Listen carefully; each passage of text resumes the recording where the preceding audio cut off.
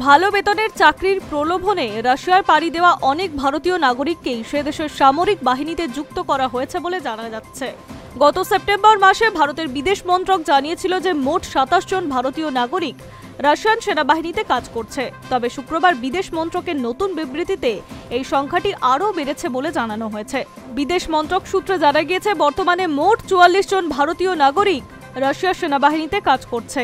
এই বিষয়টি সামনে আসার পর ভারত সরকার দ্রুত তাদের দেশে ফেরানোর উদ্যোগ নিয়েছে।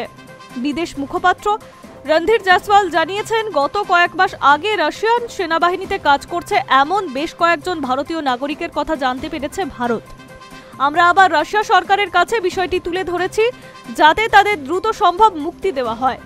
মন্ত্রক জানিয়েছে যে এই ভারতীয় নাগরিকদের পরিবারগুলির সঙ্গে যোগাযোগ করা হয়েছে। কেন্দ্রীয় সরকার তাদের আশ্বস্ত করেছে যে সকলকে নিরাপদে দেশে ফিরিয়ে আনার জন্য মস্কোর সঙ্গে নিয়মিত সমন্বয় রাখা হবে। দ্রুত তাদের প্রত্যাবর্তনের নিশ্চিত করার চেষ্টা চলছে। ২০২২ সালের ফেব্রুয়ারি মাস থেকে রাশিয়া ইউক্রেনের বিরুদ্ধে সামরিক অভিযান শুরু করার পর গত ৩ বছরে বহু ভারতীয় নাগরিক কাজের লোভে রাশিয়ায় গিয়েছিলেন।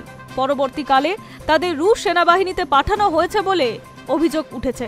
এই ঘটনার প্রেক্ষিতে বিদেশ মন্ত্রক ভারতীয় নাগরিকদের জন্য একটি পরামর্শ জারি করেছে। রুশ সেনাবাহিনীতে যোগ দিয়ে ঝুঁকিপূর্ণ কাজে যুক্ত না হওয়ার জন্য সকল ভারতীয় নাগরিককে পরামর্শ দেওয়া হয়েছে ভারতের তরফ থেকে।